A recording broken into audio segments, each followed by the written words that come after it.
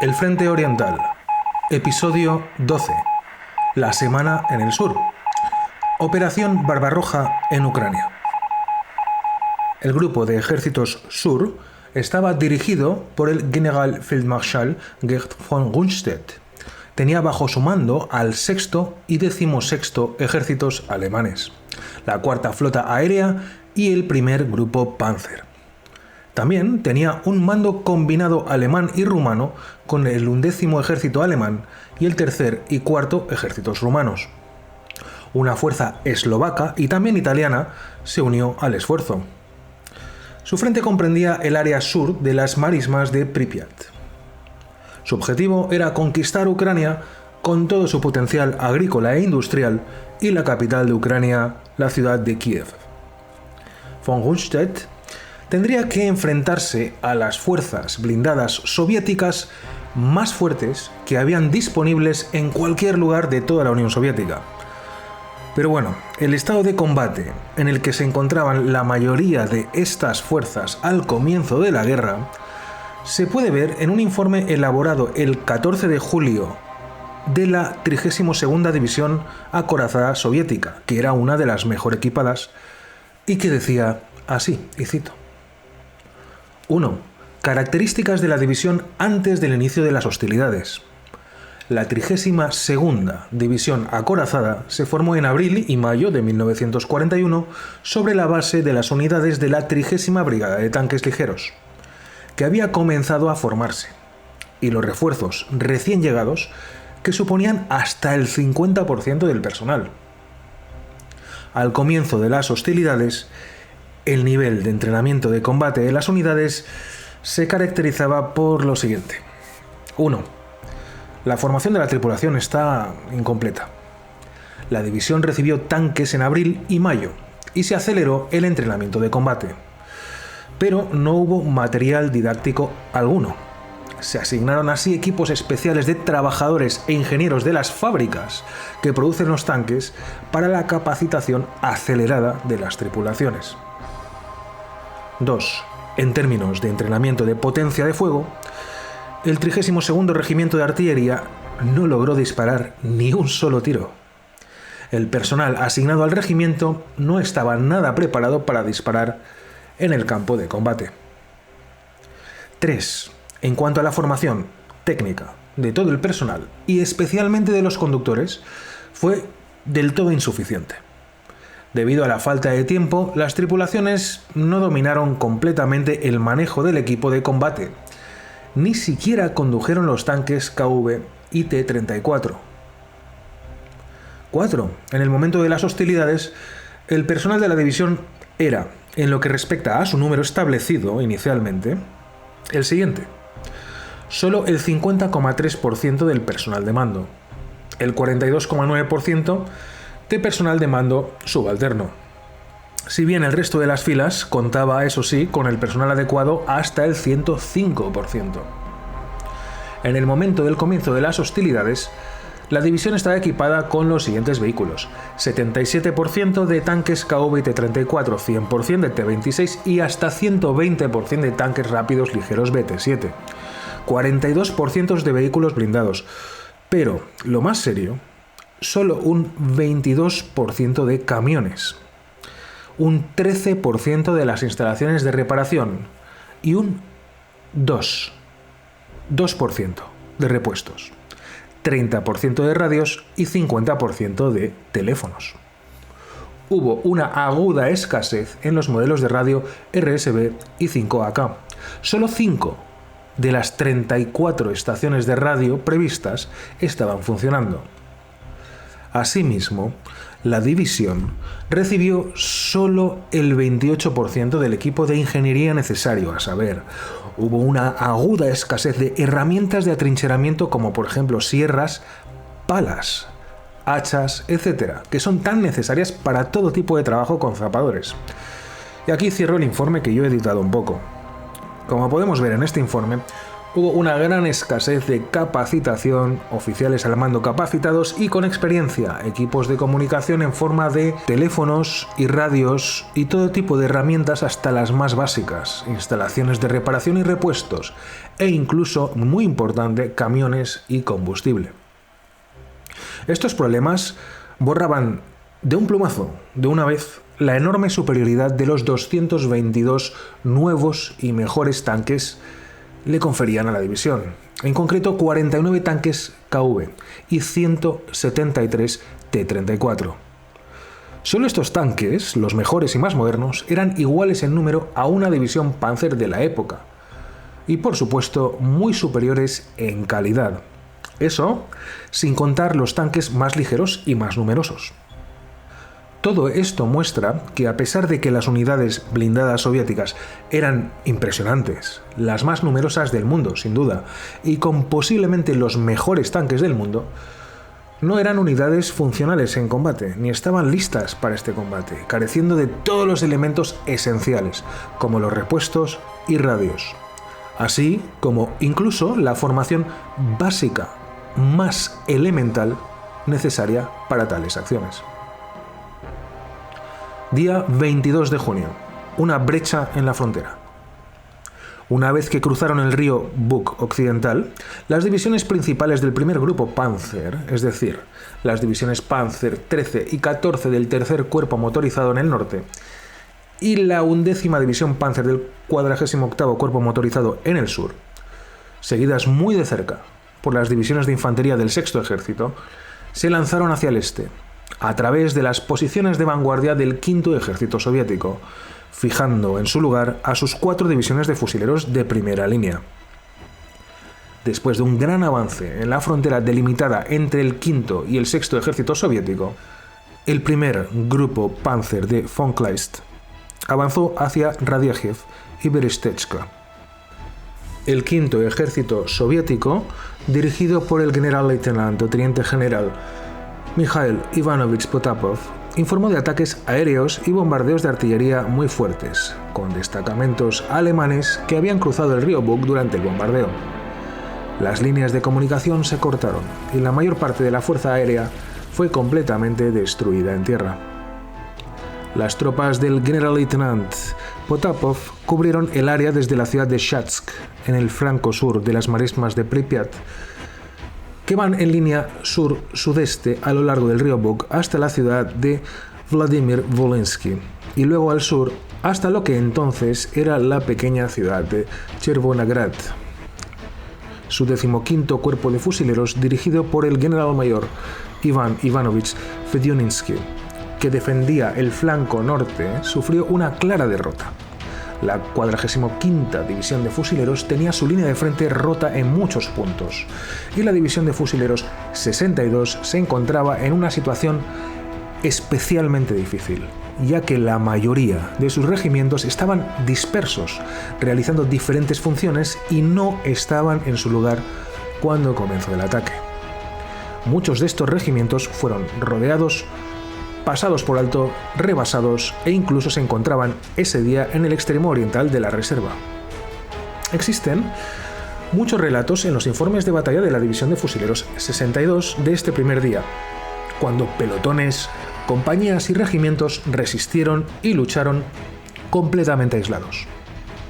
Estos relatos pueden parecer muy exagerados desde nuestro punto de vista actual. Pero claro, esos fueron otros tiempos. Y yo aquí os cito algunos de los informes de batalla tomados al pie de la letra tal como están. Y aunque me parecen muy exagerados, yo no tengo pruebas fácticas para dudar de ellos en este punto de mi investigación. Y así cito. El Polkovnik o coronel Timoshenko rompe el cerco. Las unidades de la División 62, al mando del joven coronel Timoshenko, libraron duras batallas. Cuando el regimiento de fusileros 44 de esta unidad fue rodeado por los nazis, Timoshenko reunió su última pequeña reserva y acudió al rescate del regimiento en apuros. Al enterarse de esto, los soldados rodeados, encabezados por el comandante del regimiento, el teniente coronel Fisenka, y su adjunto de asuntos políticos, el comisario del batallón Besonov, se lanzaron a un feroz ataque de bayoneta. Testigos presenciales dijeron que cuando el regimiento se lanzó al ataque, los hombres más fuertes marcharon en las primeras filas. Detrás de ellos estaban los soldados heridos, algunos con un rifle, otros con una granada en la mano que tenían sana, y por detrás de ellos había otros soldados hasta gateando, pero sin arrojar sus armas. Eran los hombres que no podían caminar. Cuando los compañeros que podían caminar quisieron cargar con ellos, respondieron: «No lo hagas, adelante, te apoyaremos con nuestro fuego de cobertura». El comandante del pelotón, el subteniente Ahmed Safin, resultó herido y perdió el conocimiento. Luego los soldados se lo llevaron en brazos, pero tan pronto como recobró el sentido, se puso de pie y dirigió nuevamente a sus subordinados al ataque. La valentía y la determinación hicieron su trabajo. El regimiento salió del cerco. Fin de la cita. Otros relatos nos hablan de los contraataques soviéticos y de una feroz determinación en el combate cuerpo a cuerpo. Un tipo de combate que el soldado alemán rara vez había visto antes de este día en Occidente, pero que resultaría demasiado familiar para ambos bandos en el frente oriental en los tiempos venideros. Abro cita. El contraataque de Gavrilovsky. Los soldados, comandantes y trabajadores políticos del Regimiento de Infantería 306, comandado por el mayor o comandante Gavrilovsky, lucharon valientemente con el enemigo. Durante el contraataque, la primera compañía de fusileros penetró profundamente en la posición del enemigo y quedó aislada allí. Se encontró en una situación así desesperada. Se estaban acabando las municiones y las ametralladores estaban en silencio. La situación se salvó gracias al coraje del capataz de los trabajadores, Alexander Ivanovich Reznichenko, quien, aún herido, reunió a un grupo de combatientes y les proporcionó municiones. Entonces la compañía volvió a atacar al enemigo. Un poco más tarde, el enemigo apareció en la retaguardia de la tercera compañía de fusileros. Allí, el teniente Nikolai Filipovich Skliarenko dirigió el contraataque armado con un rifle. En una salvaje batalla, apuñaló a 4 nazis con una bayoneta. Inspirados por su ejemplo, los combatientes salieron del cerco. Y fin de la cita. Como resultado de la sorpresa lograda por los alemanes, algunos regimientos y compañías del 27º Cuerpo de Fusileros, que estaba situado al sur del 15º Cuerpo de Fusileros, se encontraron fuera de sus áreas designadas y tuvieron que luchar pues allí donde estaban. Pero a pesar de los valientes esfuerzos del 15º Cuerpo de Fusileros, el 17º Cuerpo alemán, liderado por el General der Infanterie Werner Kinetz, abrió una brecha entre las dos divisiones de fusileros y rompió la línea del frente. Peor fue el destino del 27º Cuerpo de Fusileros, dirigido por el general de división general mayor Pavel Danilovich Artemienko, ya que su cuerpo y sus divisiones de fusileros 87 y 124, situadas ambas en el primer escalón, con la división de fusileros 135 detrás en el área de la ciudad de Dubno, al este, estaban justo en el frente del avance de la fuerza principal del Grupo de Ejército Sur. En un resumen del informe de combate del 27º Cuerpo de Fusileros del día, fue el siguiente, y cito: para resumir, el 27º Cuerpo de Fusileros estaba al frente del ataque principal de la Wehrmacht. El 6º Ejército y el 1er Grupo Panzer tenían una superioridad local abrumadora. Las divisiones de fusileros 124 y 87 eran como dos islas en el camino de un tormentoso flujo de una masa de personas con abrigos de color gris Feldgrau, con rifles y ametralladoras, así como tanques, piezas de artillería, caballos y automóviles. Fin de la cita. Tal fue así la impresión del mando soviético en este día. También es interesante notar que los informes soviéticos de este día dicen que la División de Infantería 44 alemana, con origen en Austria, tuvo dificultades para superar las defensas soviéticas y más tarde los mismos analistas soviéticos sacarían la conclusión de que su efectividad en el combate era menor que la división alemana estándar de acuerdo con el desempeño de la 44ª división este día y también de la 45ª división alemana, que había sufrido muchas bajas como vimos en el asalto a la fortaleza de Brest y que también era de origen austriaco. Después de los primeros ataques, el resto del quinto ejército soviético se trasladó a reforzar el frente. El primer ataque alemán hizo a un lado al 27º Cuerpo de Fusileros soviético y se enfrentó al 15º Cuerpo Mecanizado soviético dirigido por el general mayor Ignati Ivanovich Karpiezo. La 10ª división de tanques soviética informó de haber perdido hasta 20 tanques rápidos BT y 6 tanques medianos T-34 en combate con los alemanes. Hacia el suroeste, el 8º Cuerpo de Fusileros defendió la ciudad de Przemysl. Hacia el sur y cerca del delta del Danubio, un monitor soviético, es decir, un barco, y una lancha patrullera atacaron la ciudad portuaria de Tulcha. El monitor rumano de río Besarabia y el buque Mikhail Kogalnichano de la clase Bratiano rechazaron el ataque, hundiendo el barco patrullero soviético. El primer combate aéreo soviético-rumano lo llevó a cabo el subteniente Teodor Moscu de la Escuadrilla 51, rumana, claro, mientras volaba sobre el sur de Besarabia. Su Heinkel 112 fue atacado por una formación de hasta 5 Polikarpov I-16. El piloto rumano derribó rápidamente 3 de ellos, lo que provocó que los otros 2 se retirasen rápidamente. 8 aviones soviéticos más fueron derribados durante esta batalla y 40 más fueron ametrallados en tierra, pero los rumanos perdieron 11 de sus propios aparatos por el fuego antiaéreo soviético.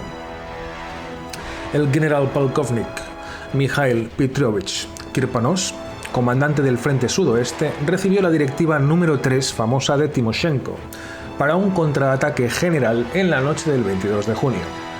Pero claro, sus unidades aún estaban reuniéndose desde guarniciones a una distancia de hasta 400 kilómetros o 250 millas de la zona designada para tal contraataque, y tuvieron que avanzar bajo el ataque o interdicción aérea alemana.